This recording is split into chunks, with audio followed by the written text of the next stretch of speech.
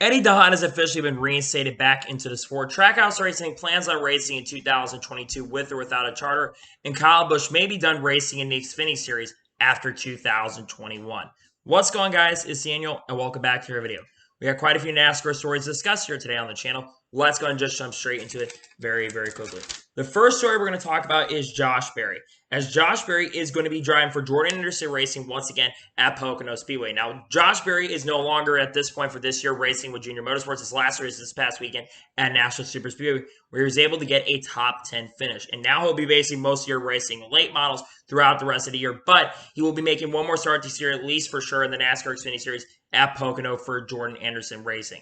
Really, really cool opportunity, to be honest with you. I think Jordan Anderson Racing is about a top 20 team overall, so he's probably not going to do as good as he's done at Junior Motorsports, but I think he's overall going to have a ton of speed, and I think he'll do very, very well. I'm happy that Josh Berry is going to continue racing, and great to see that he's continuing to get opportunities going forward. Hopefully, he'll be able to get to run some more Xfinity Series races later this year, and hopefully he'll go full-time in 2022, but this might be his last Xfinity Series start of the 2021 season. And now we're going to go and jump on to the next story of today's episode, as we're talking about Alvin Kamara. As Alvin Kamara has joined NASCAR as the first growth and engagement advisor in NASCAR. Alvin Kamara has basically been involved with NASCAR over the last year or so. Remember, he's basically, I think, the running back for the New Orleans Saints. He's a really good running back, by the way. He's been a four-time Pro Bowl player in that, and he's been a really good player, a really good football player there, and he's done really, really good. To see Alvin Kamara coming into the sport is really, really good. He's been involved over the last year or so. He basically had his juice company, Big Squeezy, sponsor Ryan Vargas at the Daytona Road Course, and now he's become the first ever growth and engagement advisor. What Alvin Kamara, I think, is going to be able to do is be able to help grow the sport. The sport over the last year or two has definitely grown a lot more. If you look at Gen Z graphics and stuff, more Gen Z fans have been coming into sport, and I think he's going to be able to overall help that engagement in the sport and bring new fans into sport. There's nothing but positivity about this, and it's incredible to see that Alvin Kamara has become part of NASCAR, and great to see overall for sure. And now we're going to go and jump on to the next story of today's episode, as we're talking about Kyle Busch Motorsports. Now, Kyle Busch was in the media this past week. We've been talking about over the last week or so how basically silly season has ramped up with some new teams. They're going to be joining the Cup Series. College Racing is going to be having 2 full-time cars next year in 2022, with Just Silly going full-time, and also A. John Meninger running part-time in the Xfinity Cup Series. Both a lot of races will be running part-time. They're splitting with somebody else. And also GMS Racing is planning on jumping up to the Cup Series as well, to whether it's going to be part-time or full-time. We're not sure on that yet. Now, Kyle Busch spoke to the media, and someone had asked if Kyle Busch Motorsports is planning on running in the Cup Series in 2022. And he said that he is not planning on moving up to the Cup Series in 2022. And he says the only way right now that he's going to be able to go into the NASCAR Cup Series is if the charter is acquired. Now, I think that's really, at this point, it doesn't make sense for Kyle Busch Motorsports to move up at this time, just because the charters, there's so many teams that are buying charters at this time. College Racing just took over 2 charters from Spire Motorsports. We'll talk about Spire Motorsports and Trackhouse situation in a little bit later in this episode.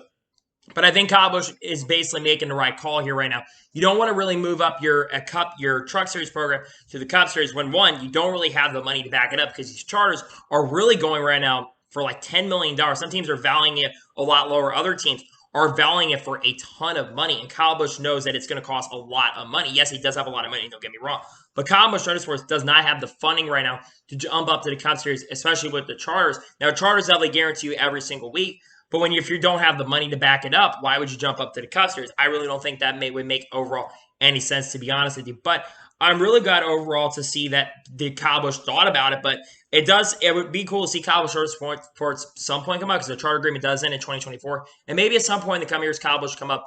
But as right now, Kyle Busch Motorsports is not planning on jumping up to the Cup Series anytime soon. And they're not planning to jump up the Cup Series here for the foreseeable future. And now we're going to go and jump on to the next story of today's episode, as we're talking about National Super Speedway. Now, this past weekend's National Super Speedway weekend was the first sold-out crowd for a NASCAR race since last year's Daytona 500, February 16th, 2020, the 2020 Daytona 500. That makes a lot of sense, considering there have basically been a lot of races this past year that have not had full capacity crowds due to the pandemic. A lot of racetracks have not been able to even have capacity, or have had to have partial capacity, including this year's Daytona 500, which I believe had 20 to 25% capacity for Daytona 500. About 45,000 fans were allowed into that event. We started seeing full capacity a couple of weeks ago start coming back for Charlotte, even though that race did not sell. But the fact that this is going to be the first race that is sold out in nearly over a year and a half, as a matter of fact, is really, really good to see. That being said, we need to talk about the future of National Super Speedway, and is it a potential that National Super Speedway is going to continue to be able to sell out crowds? The big question is are they going to be able to do that? And I'm going to be honest with you. National Super Speedway struggled this year in the accommodations and the events. Now, this year, unfortunately, had the cooler ban similar to what had at Texas Motor Speedway. And coolers were not allowed due to the COVID-19 restrictions.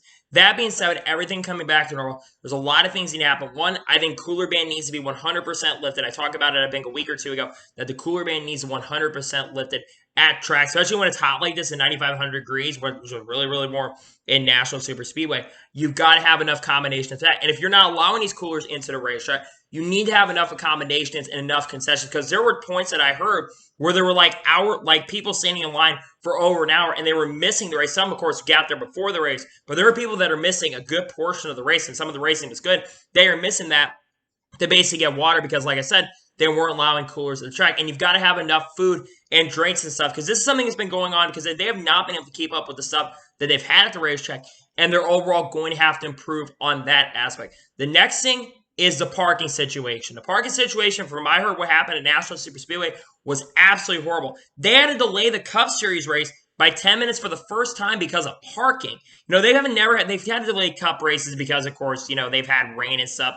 But I don't think they've ever had a delay because of parking. This is a similar situation happened in 2011 at Kentucky, where basically they had parking issues, similar to what was going on there, because they had a lot of issues with traffic. They were not prepared for the event. So next year, I think they will do better on that. But in my opinion, they have to do 100% better next year when it comes to that, because if they don't do better next year when it comes to that, I really think that this track will not sell out anymore. I think this could be the only time we see now. So a lot of people are probably not even going to come back next year. I think people should definitely get a try next year and come back, but next year they've got to do better when it comes to accommodations, and they got to do better when it comes to National Super Speedway, in my honest and sincere opinion.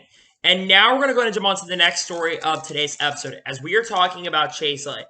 As Chase Elliott, who had originally finished 13th after the Cup Series event at National Super Speedway, he unfortunately DNQ'd after the race at National Super Speedway, doing to have 5 loose lug nuts around the car. I believe this is the first time that someone has ever been disqualified for having loose lug nuts on the car. Originally, they said it was 4 loose lug nuts, but now it's 5 loose lug nuts.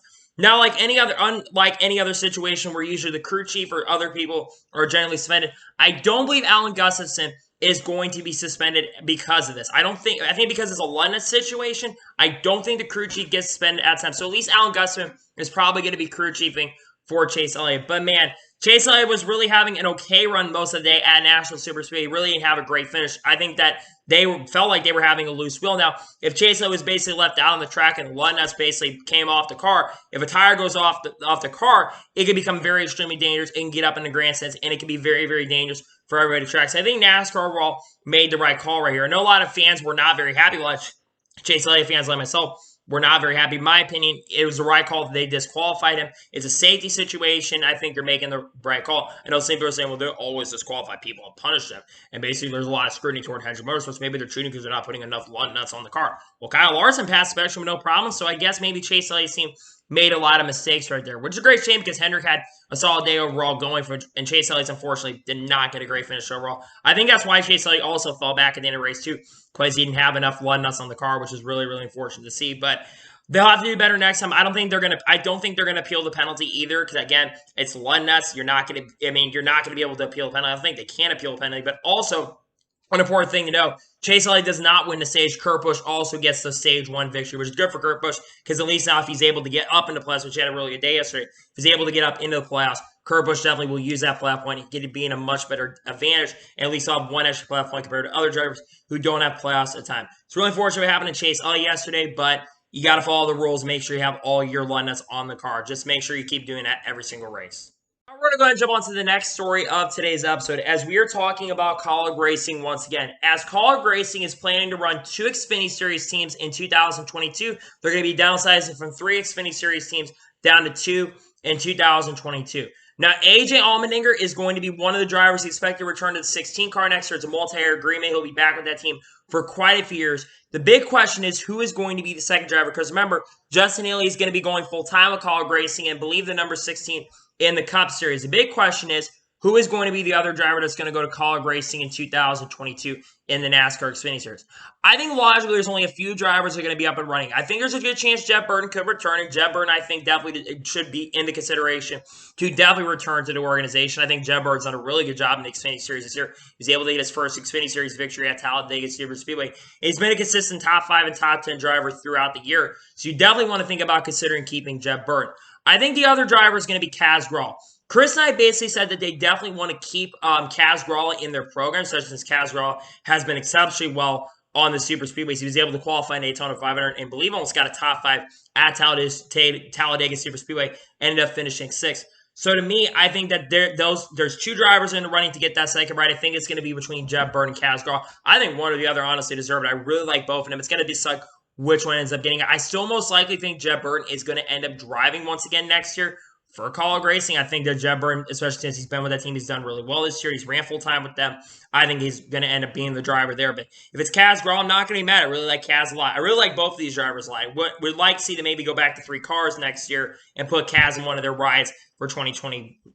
Maybe drive the 11, keep the 10, 11, 16, keep that number organization there. But it looks like there's only going to be 2 Xfinity Series cars for College Racing next year, which is unfortunate to see.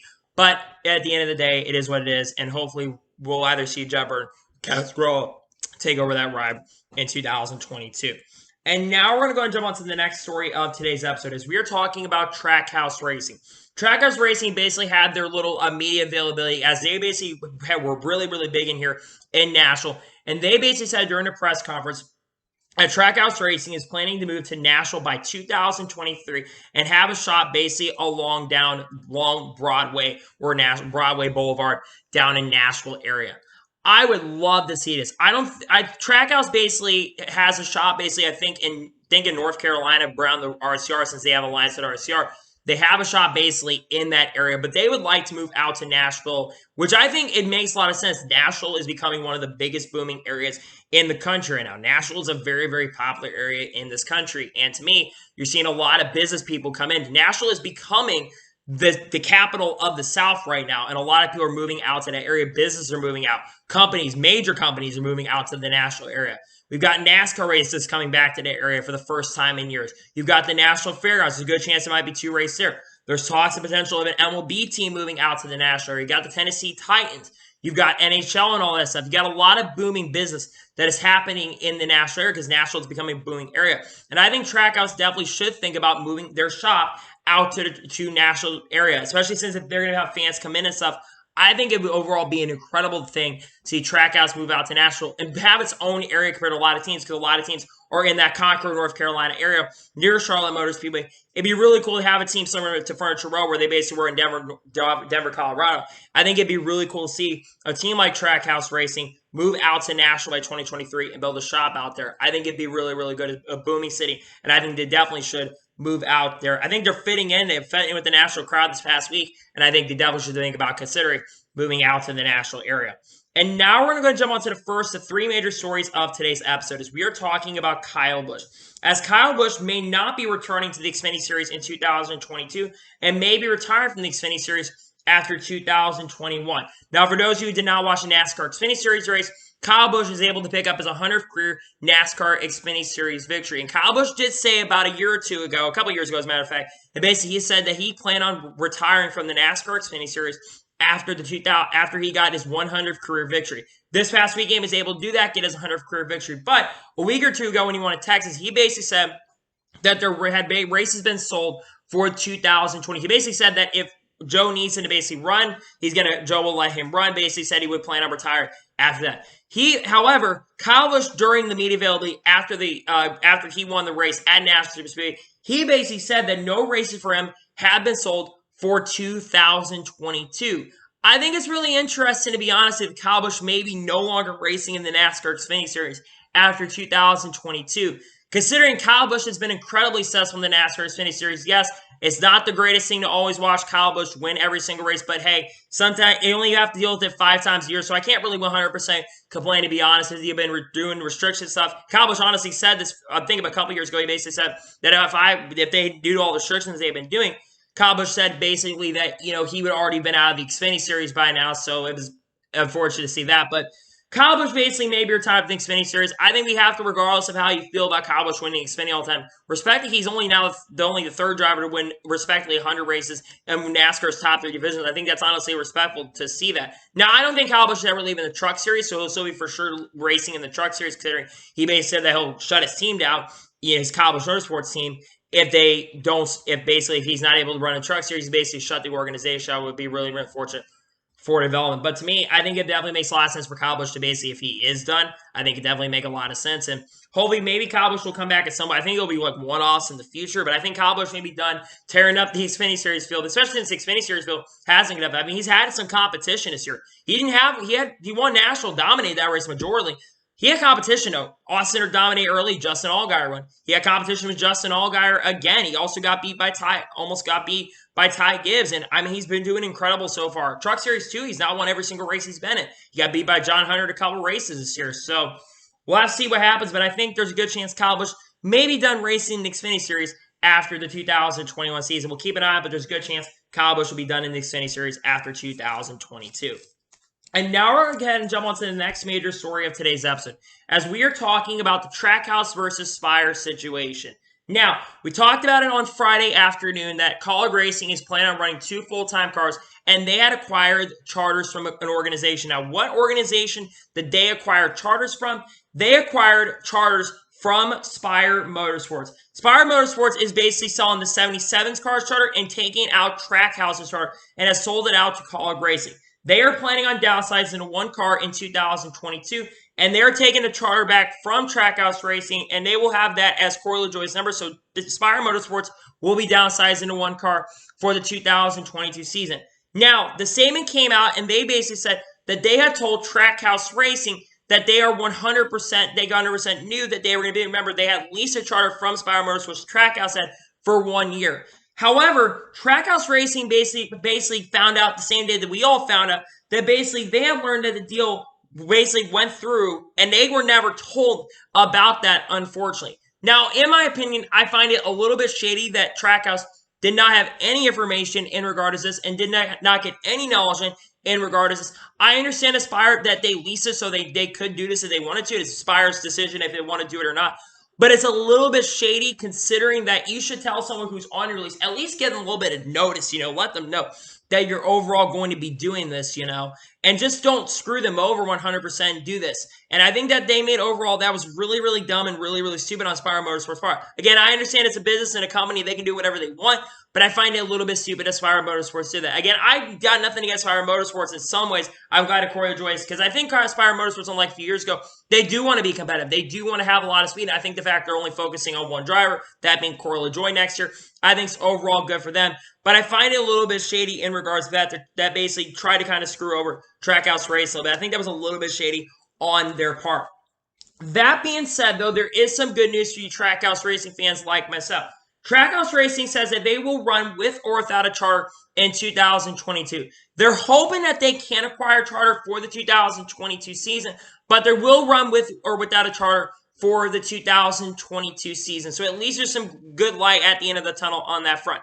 I really think that they will get a charter, to be honest with you. Rico Racing's the big team. The bottom 3 teams in the points after 3 years and the charter agreement that they have, bottom 3 teams in for 3 years in a row are in potential jeopardy of losing. Rico Racing has said that Rico says that his team is planning to downsize after this year to 3 cars. They're mainly trying to focus on their IndyCar program. They want to downsize and focus on only 3 cars instead of running 4 cars. So there's a really good chance that charter is going to get sold. You also have some potential other teams that we may not know for sure that may be selling charters. What about Starcom Racing? Maybe they'll sell a charter. I don't even think they're going to. We know BJ McCall Motors, Live Fast Motorsports, they're not planning to downsize, but I'm wondering what charters they will get. I still think Trackhouse's future is really, really bright. I think they're still going to be back next year racing, which I want them to come back next year because Trackhouse Racing has been one of the most impressive teams.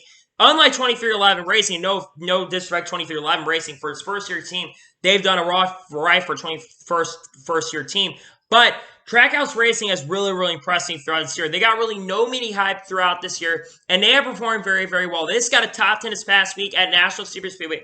They've had 3 top 10s. They've been consistently a top 20 team overall. Yes, they're like 23rd or 24th in the points, but they've been improving on a week-by-week basis and have shown a lot of progress as an organization. And I think that they're going to continue to do that. And I think a lot of it does help with the fact that they do have that RCR backing because of Hendrick RCR combination, ECR combination. That really is helping them overall. But I think Trackhouse Racing has shown a lot of speed. And maybe in the future to expand. I know they talk about potentially expanding. I really don't think that's going to happen anymore, to be honest. I think that they're only going to run one car unless they're able to get a charter. Then maybe they'll expand a two-car operation next year. But I think very likely they'll end up in a one-car operation. But it's really great to see that Trackhouse is going to be returning next year. It was unfortunate they were not going to be able to return next year. And it's great to see that Trackhouse Racing will be back next year, regardless if they have a charter or not, in 2022. And now we're going to go ahead and jump on to the final major story of today's episode, as we are talking about Eddie DeHaan. A few hours after Friday's episode was released, it was the NASCAR announced that the salt charges, battery charges, have been dismissed for insufficient evidence to warrant prosecution. Conflicting statements were made by the witnesses, and dispositive evidence was never provided by the DA's office. Remember a few weeks ago we talked about Eddie DeHaan. He basically said that he had basically been arrested a couple weeks ago. He did not tell NASCAR, so he basically was told that he could not, basically was suspended from NASCAR. Because these charges have been dropped, NASCAR has officially reinstated him back into NASCAR. He was actually spotting this past week for Justin Allgaier in the Xfinity Series, and he spotted for Chase Elliott in the Cup Series. So it was great to see that Eddie DeHaan came back. First of all, one thing I will say, I'm very surprised that they reinstated him very, very quickly because, again, I think Eddie DeHaan, I'm really, really glad that the process went through very, very quickly, and I'm glad the charges were able to grow out. I think we all honestly falsely accused Eddie DeHaan at the front, but I'm honestly very surprised that they reinstated him as quick as he did. Really, within the hour, they reinstated him extremely, extremely quickly, and I was very, very surprised that they overall did that, considering he didn't tell him because he had this arrest warrant, and he really didn't tell him, so that was important to see. But I want to say one thing overall. I'm really glad he's back, but I want to say one thing basically overall is that, one, I feel really stupid for not letting the process go through. I felt really stupid for jumping the gun on the situation, and I said that. I think a lot of us overall made really, really bad judgment calls. There's always a saying that innocent is proven until guilty, and I'm glad that the process, like I said, went through overall. I felt really dumb for jumping the gun as much as I did. I think there's a lot of us in the world, in the NASCAR industry, that thought, hey, what Eddie DeHaan did was really, really stupid. And then we find out that as more information kind of came out,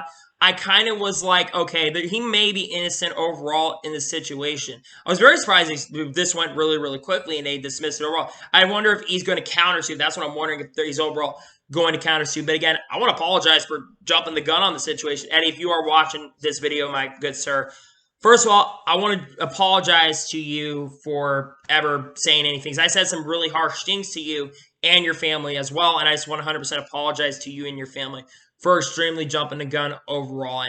And the charges, what happened to you, man, it sucks what happened, and I'm glad you're back in the sport. It really, really sucks overall, and if you are watching this video, once again, I'm very, very sorry for overall jumping the gun on the situation. But anyway, that is going to be for today's NASCAR news video. I want to thank you guys for watching. Please subscribe to the channel, notification on to be notified when a video does go live on my channel. Follow me Twitter, Facebook, and Instagram, support our page as well, and comment below your thoughts on today's video. What are your thoughts about Eddie DeHaan getting reinstated back to sport? Did you expect him to get reinstated as quick as he did or not? Let me know in the comments below. And what are your thoughts about the Trackhouse situation? Let me know in the comments below. Anyway, like I said, I want to thank you guys for watching today's video, and I'll see you guys next time for some more great, awesome NASCAR content. Take care, everybody.